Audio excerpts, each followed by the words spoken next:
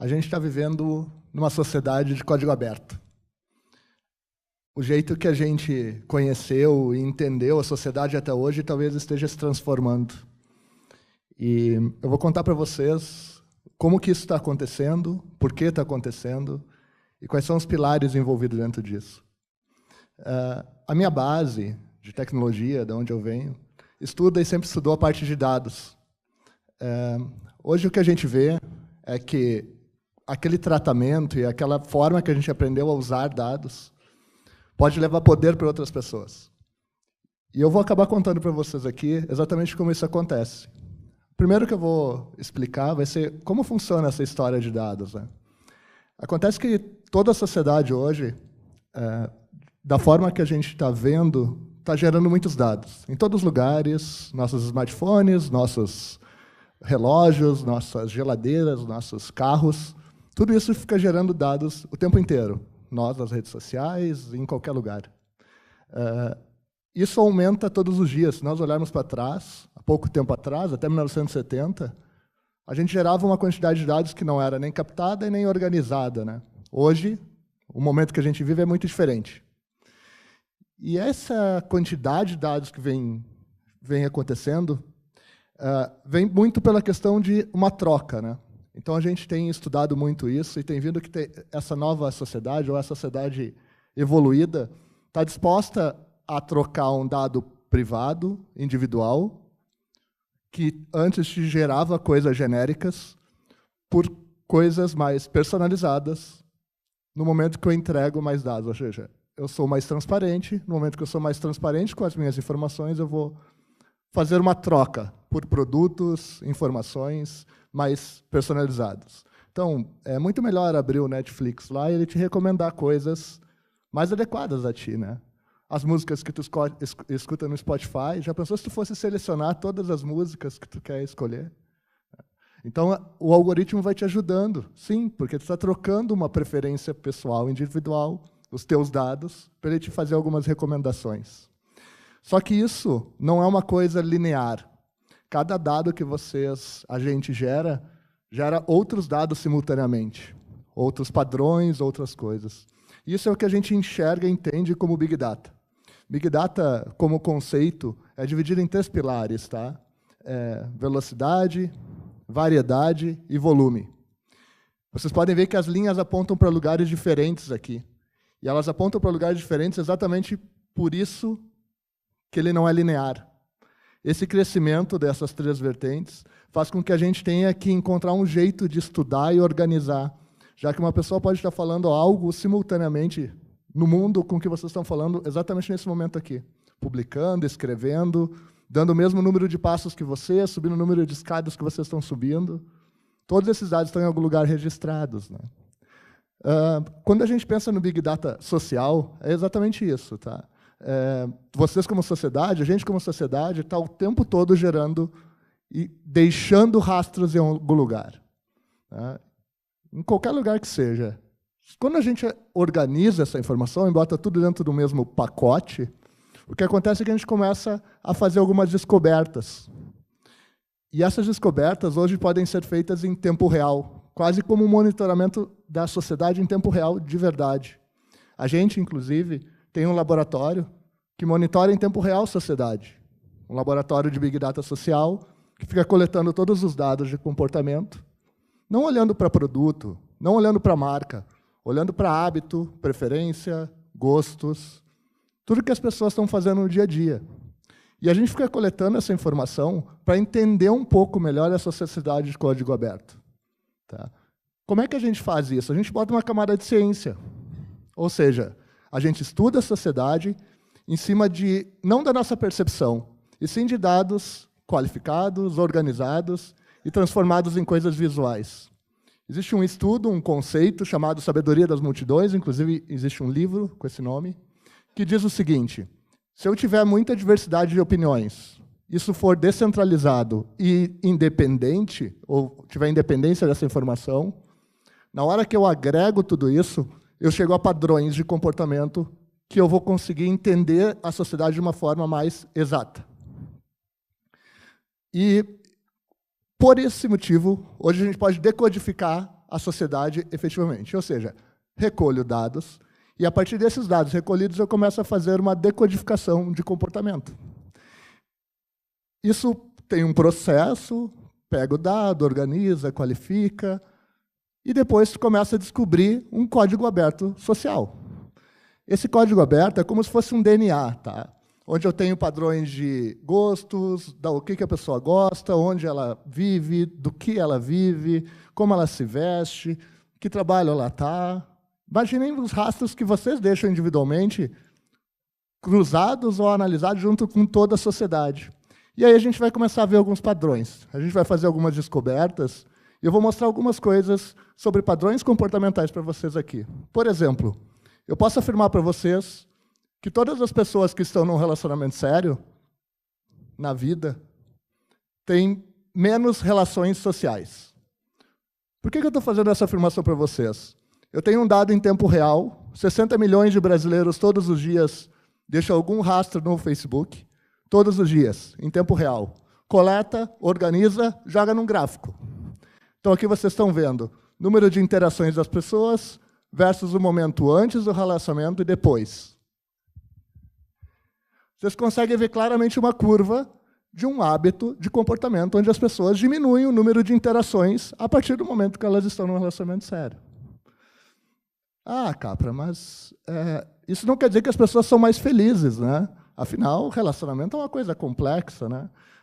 E se eu afirmar para vocês que eu também posso, baseado na mesma amostra, em tempo real, que atualiza a todo momento, fazer a afirmação que as pessoas no relacionamento sério são mais felizes.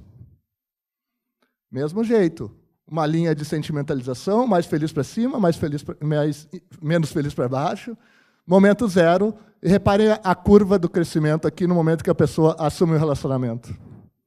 As pessoas são mais positivas, mais alegres, mais felizes a partir de um relacionamento. Isso são os dados de 60 milhões de brasileiros atualizados em tempo real. É claro que algumas coisas chamam a atenção quando a gente começa a analisar dados visualmente, né? Tipo, o que são aqueles 2 pontinhos lá em cima, né? A gente, quando estuda isso, olha de uma forma muito analítica, mas quando alguém de comportamento olha, diz, deve ser os virgens, sei lá. Bom,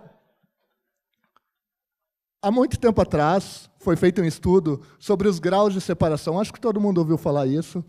Hoje a gente está num momento de sociedade com novas plataformas, novas conexões, que quando a gente falava de 6,4 graus de separação da sociedade, hoje isso diminuiu.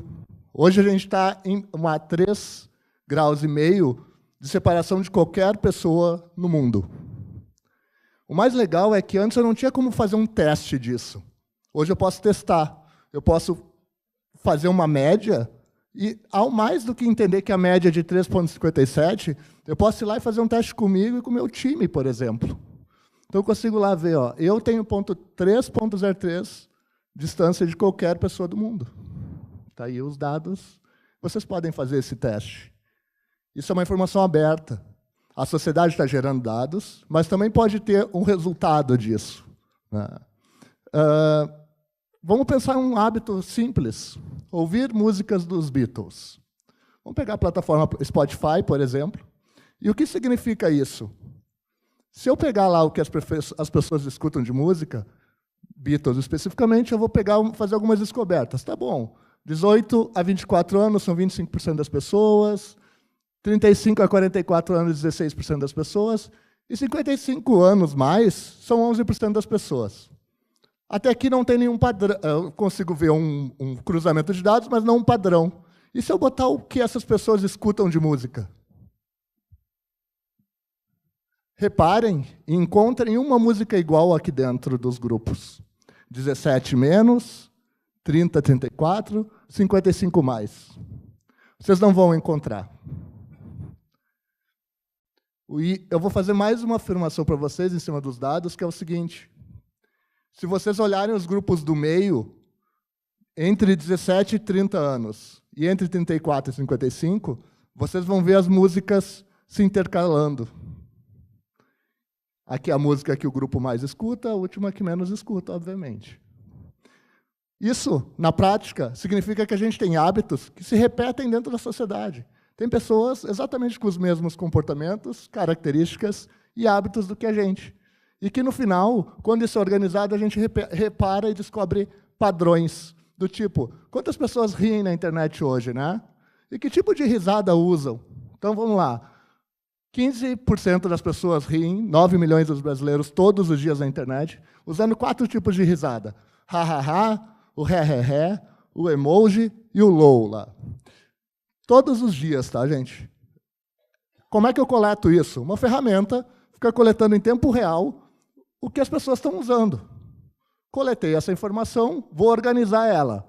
Mais pessoas usam ha-ha-ha, depois usam emoji, depois usam re-re-re. Legal. Que idade são dessas pessoas? Que idade essas pessoas têm? As pessoas mais novas usam o emoji, depois o ha-ha-ha, depois o re-re-re e depois o lol. Vocês podem ver a evolução de idade.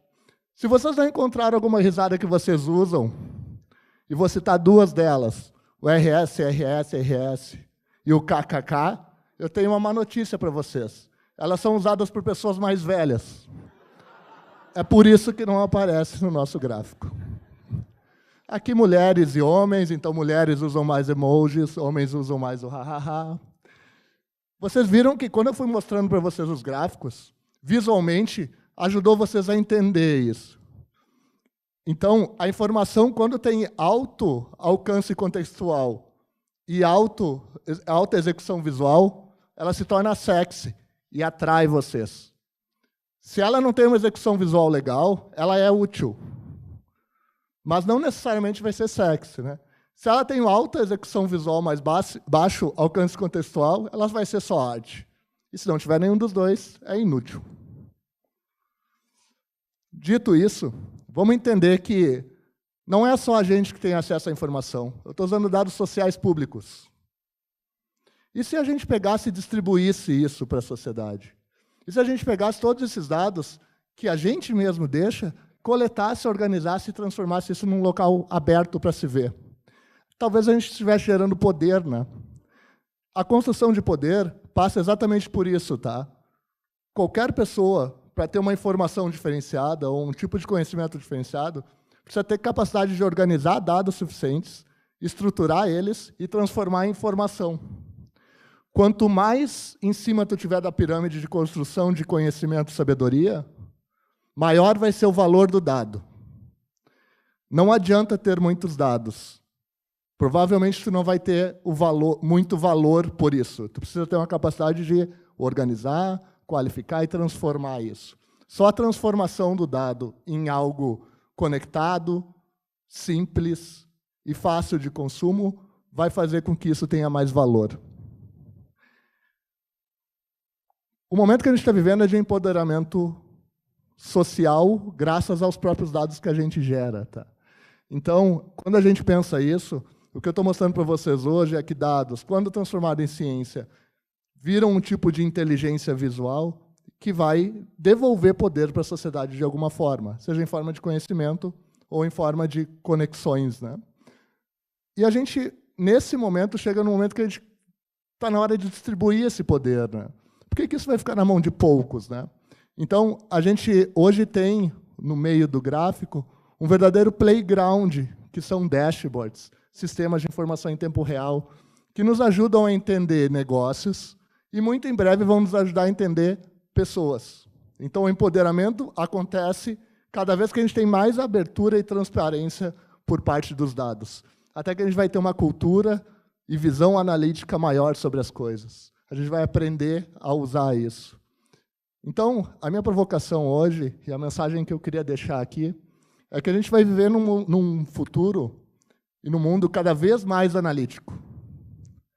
Cada vez mais a gente vai ver informações, cada vez mais a gente vai ver dados organizados, qualificados.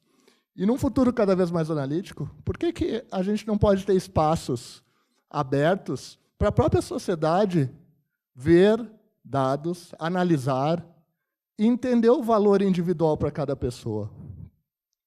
O laboratório que eu mostrei para vocês lá no início, ele é um laboratório aberto.